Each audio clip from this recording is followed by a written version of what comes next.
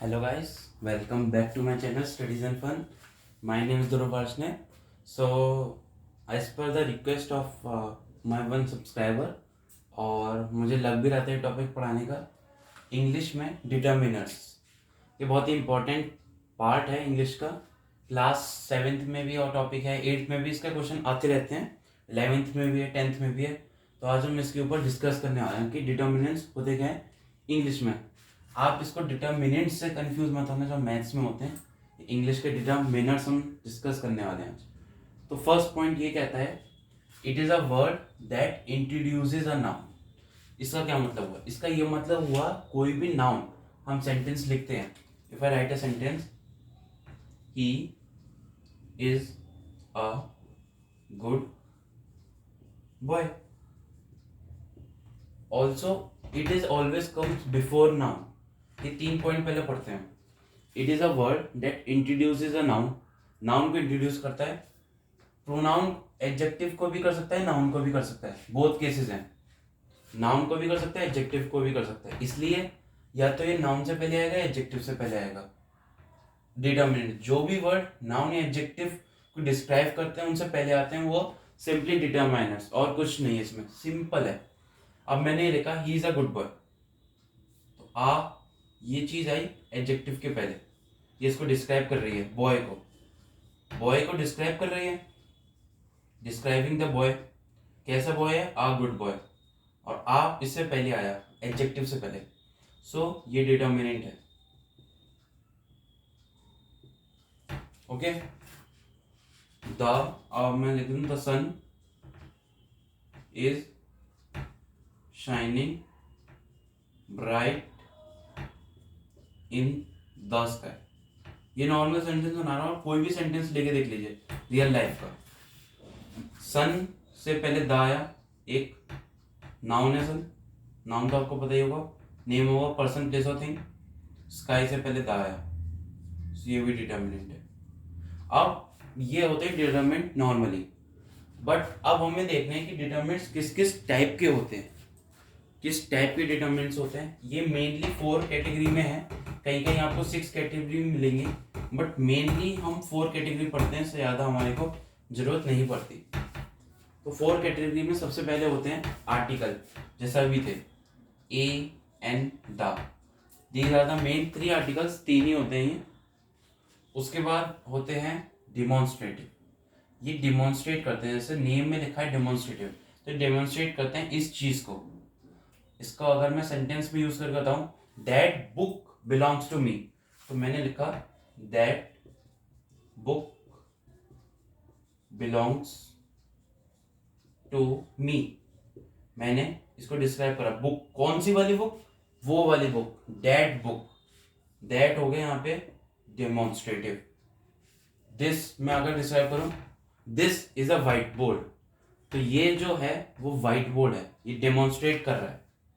Those pen are mine, तो those pen, pen noun को पीछे आ रहे हैं, नाउन के मेरे हैं। ए एन द में अगर हम करें तो हमने यूज करा था a person is standing on the ground. A person, person के पहले आया ये, he is a good boy, is आ गया, sorry a good boy, a good boy वहां पे आ गया। अब क्वांटिफायर में आते हैं हम। क्वांटिफायर, इसको क्वांटिटी आप समझ सकते हैं मैथ्स की टर्म में, quantity, some, few, little, many, much, any.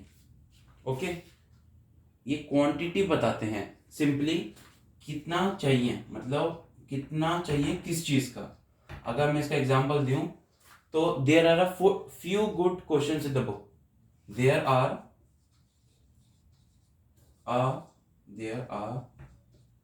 a few good questions in the book।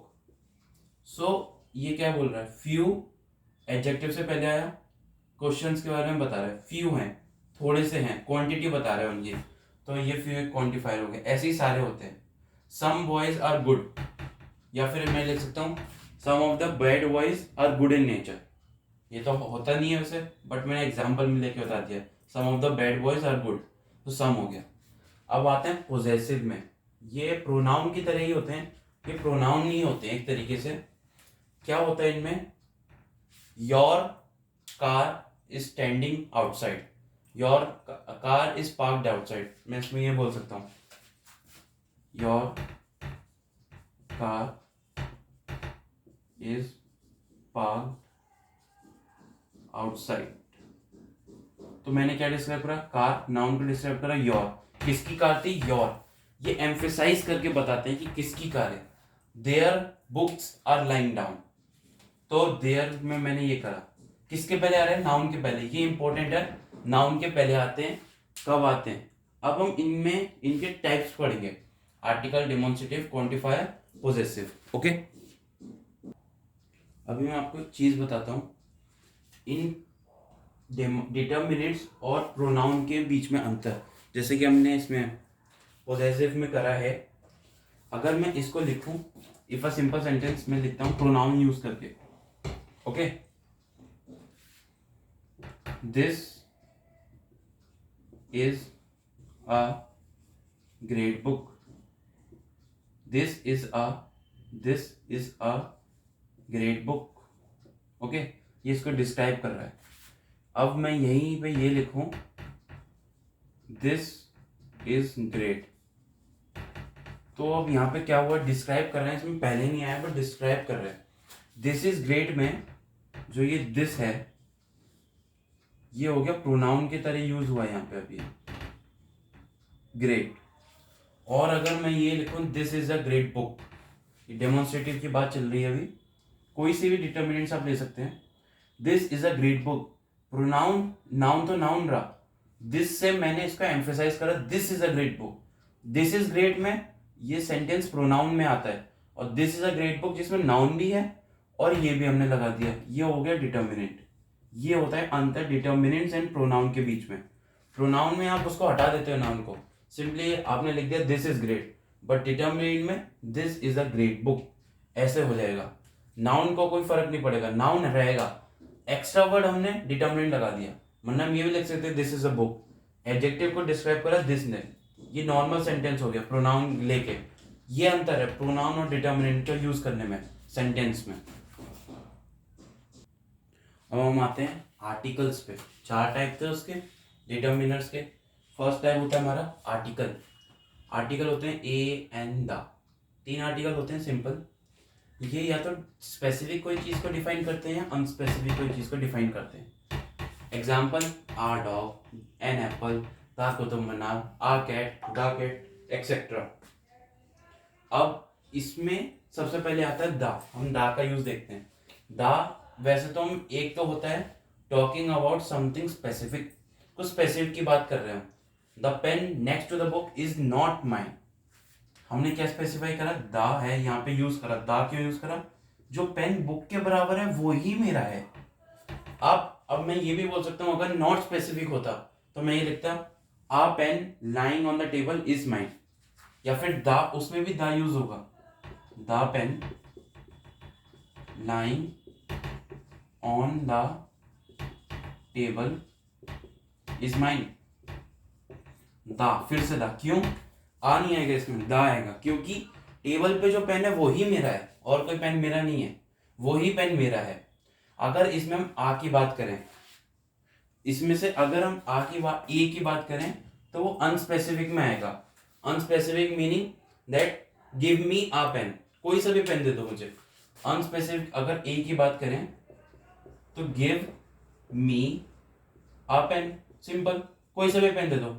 अब अगर मैं इसमें ही बोलूं give me, let me read it first, फिर सही से पता चलेगा आपको स्पेसिफिक अनस्पेसिफिक, ये तो आपको पता चल गया। फर्स्ट जो है द स्पेसिफिक के लिए होता है। अब अंतर क्या है इनमें, example, give me a pen, give me the pen which is lying on table, on the table, ये हो गई दो चीजें यहाँ पे। Give me a pen unspecific है, नॉर्मल कोई सा भी पेन दे दो मुझे।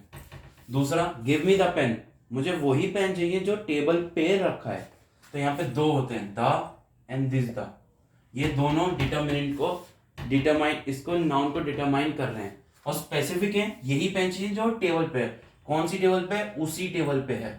ये दोनों हमने डिफाइन कर दिए, स्पेसिफिक हो गए, तो इसलिए द यूज करा है। अगर यही अनस्पेसिफिक होते तो ए यूज करते, जैसे कि गिव मी अ पेन।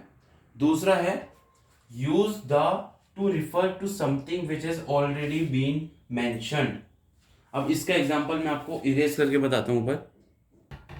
अब ये आता है हमारे पास इसका example, use the to refer to something which is already been mentioned. Mention कर दिया गया है। मैंने पहले क्या कहा था? Give me a pen, give me a pen बोला था ना अनस्पेसिफिक में।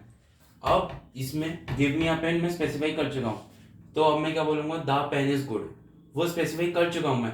अगर यहाँ पे स्पेसिफाई नहीं करा होता तो मैं यहाँ लिखता आ।